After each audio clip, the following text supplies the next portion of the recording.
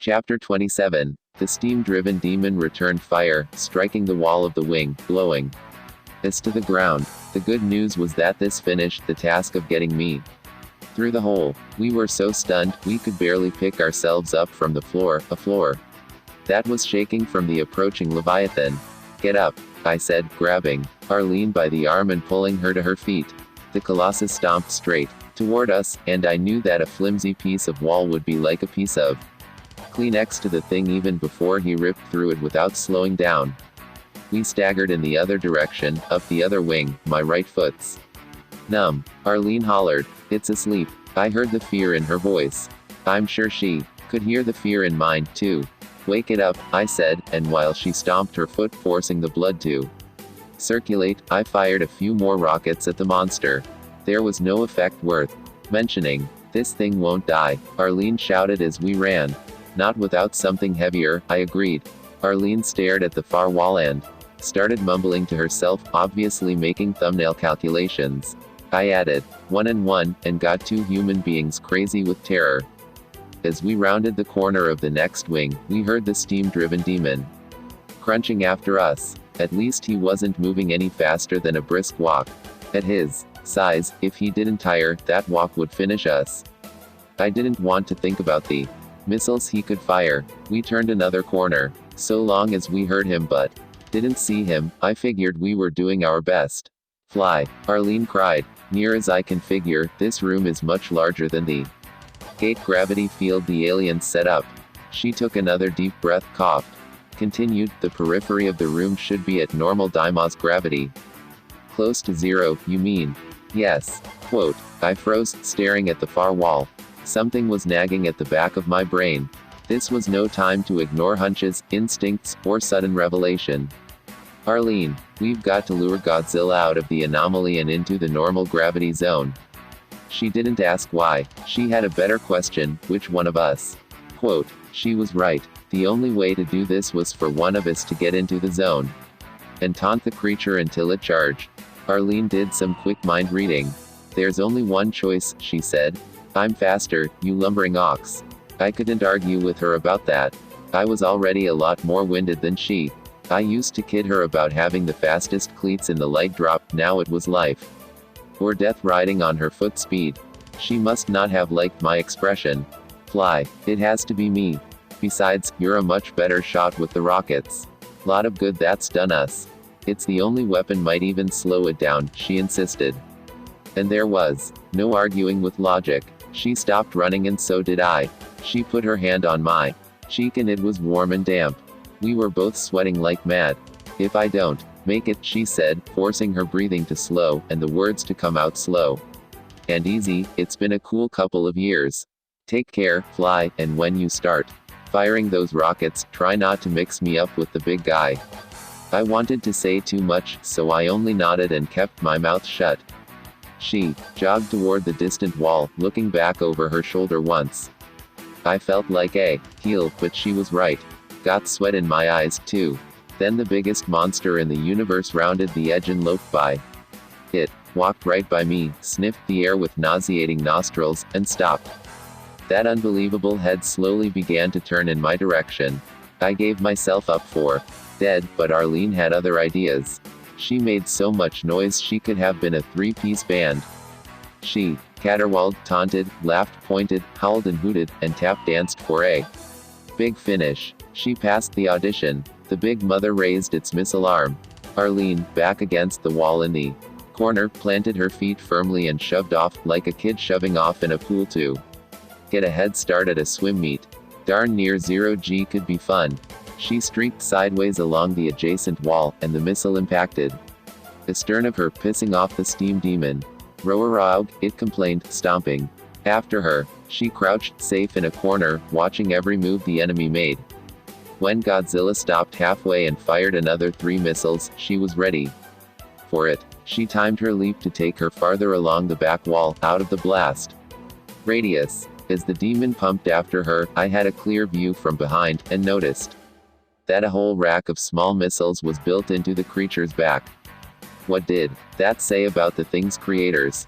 Then, one cannonball crashing step past the invisible line did the trick, and the big guy launched into the air, smashing against the high ceiling.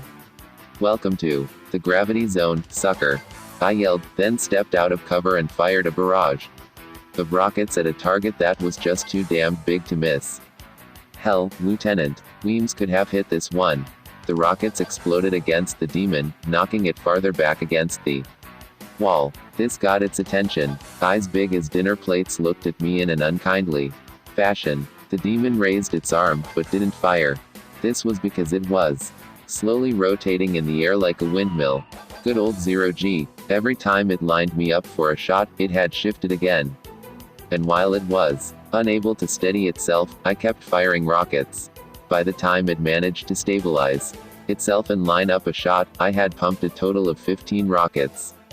15, and it didn't give a spit. Realizing that sooner or later the steam demon might get off a missile in my direction, I made plans. The essence of virtually every martial art, and they taught us a lot in the leg drop infantry, is to use the other guy's own weapons against him. Like, what the hell? What did I have to lose except my life, and all Earth? I stood perfectly visible and stopped shooting. I wanted that titanic Saab to finally bring its missile launcher to bear. Sounds stupid, I know, but it really was all part of the plan. I meant to do that.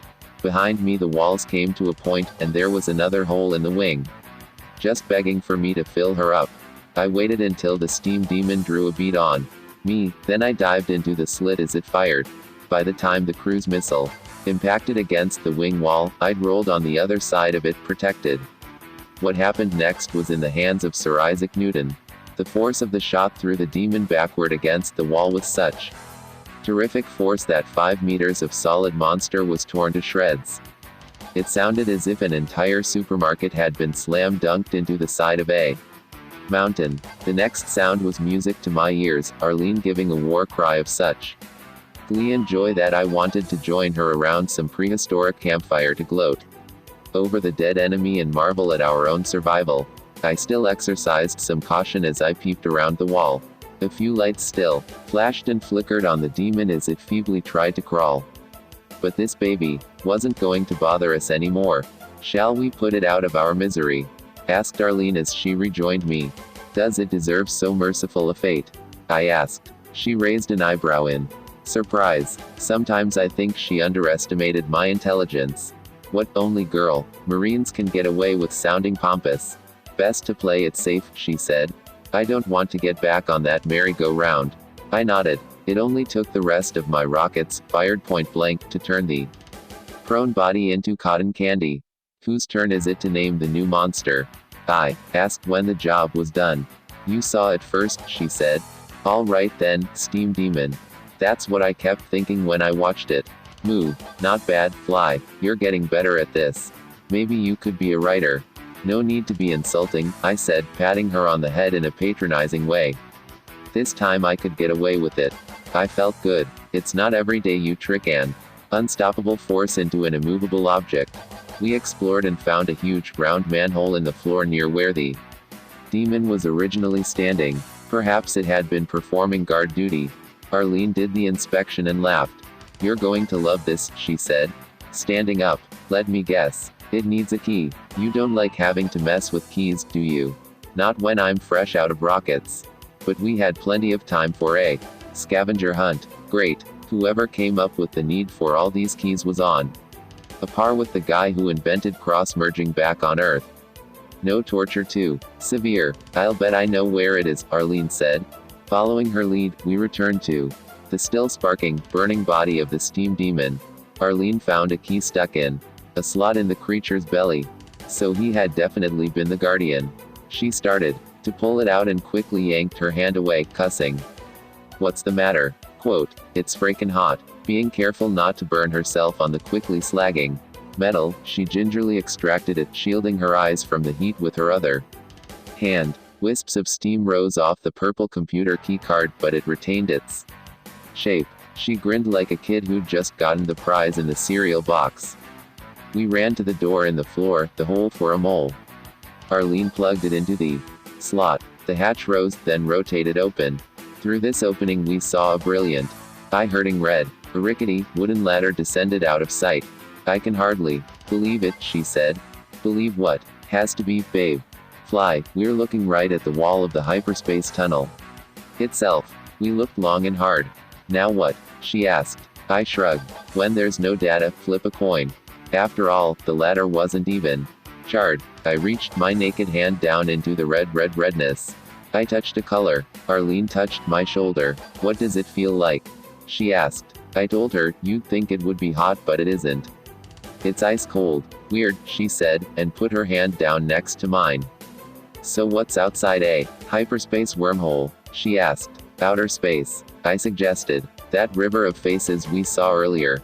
Heaven and hell, death. We glanced at each other and nodded. Holding hands, we took a deep breath and stepped into the redness. Crimson red, fire engine red, rose red, blood red, lipstick red, Martian red. The color curled around us like cold, smothering, Arctic water, filling our brains with the redness of death. We were on fire, but I felt no pain. The experience was not pleasant. The flames burned away our clothing and weapons, but not our skin. The ladder vanished. It was only in our minds, anyway. For a while we slipped and slid as if we were at a crazy amusement park, but at least we could see. No matter how bad a situation, I was always grateful for light.